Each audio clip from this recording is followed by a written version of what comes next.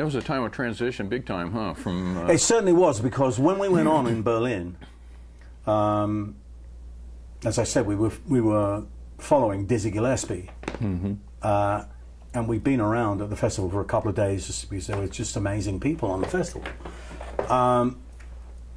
And I walked on, and immediately about 50 people stood up in the audience. We were in the Philmore Hall in Berlin, so there was probably about 3,000–4,000 people there, but at least about 50 or 60 of them stood up and started to boo.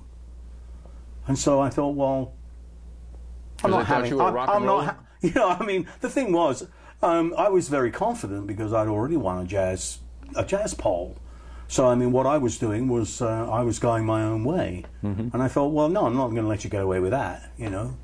And particularly before I've played. So I went up there and I said, hey, you know, you may not like what I'm wearing, because we were dressed from the Chelsea Antique Market at the time, you know, and Jimi Hendrix went there for his stuff, the Beatles went there for this. So I said, you might not like what I'm wearing, but until you've, you know, until you've heard my music, you can't boo. So you can shut up, you know. And at the end, when you've listened to my music, if you don't like it, then you can boo. And the rest of the audience stood up and applauded, yes! So there was this whole thing going on of booing and cheering, and I went off for a moment, and the director of the festival was there, and he said, this is so good. I love this, you know, this is, you know. So I said, great, oh, well, okay, if you're okay, you know. We went on and played, and it was great. We had a great time. And then when I came off, Dizzy himself, I met Dizzy backstage, and like, this is obviously an idol of mine, an icon of the times. And so, you know, I went up and introduced myself, and he said, oh man, I love your style, I love your music, man. You got to come on and play with us, man. And I was like, well, maybe he's being really kind to me, you know, but I mean, it was just too much. Yeah.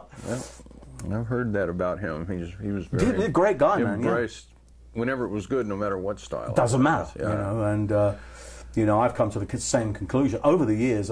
I did see an interview with Duke Ellington on BBC Two at one point, which is kind of the arts thing, you know.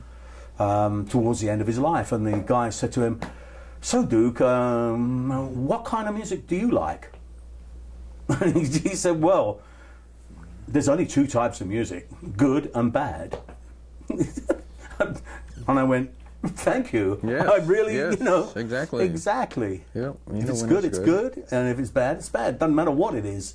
Some people think that all the classical compositions are really good. You know, I think there's a hell of a lot of them that are really boring.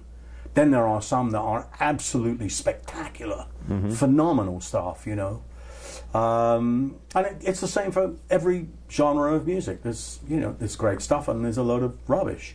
And it's us, you know, it's up to us to figure out which is which. When the Beatles became popular, did that increase the interest in music in general around London?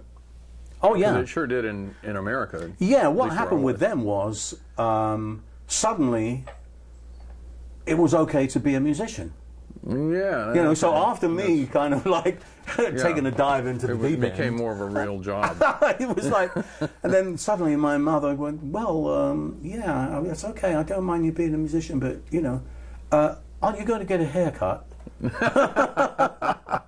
Said, yeah, absolutely, Mom. I can get it trimmed, you know.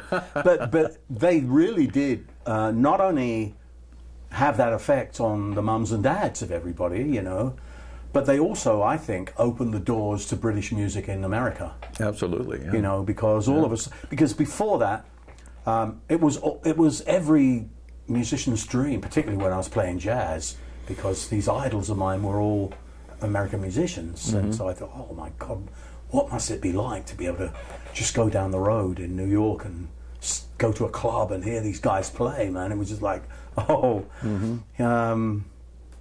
But all of a sudden, later on in, you know, around about '68, we were invited to actually come to Los Angeles, and that was just an extraordinary kind of beginning to it. In '69, we came back to actually do a tour, and I remember standing on the stage in New York at the Philmore East, and we got 2 encores.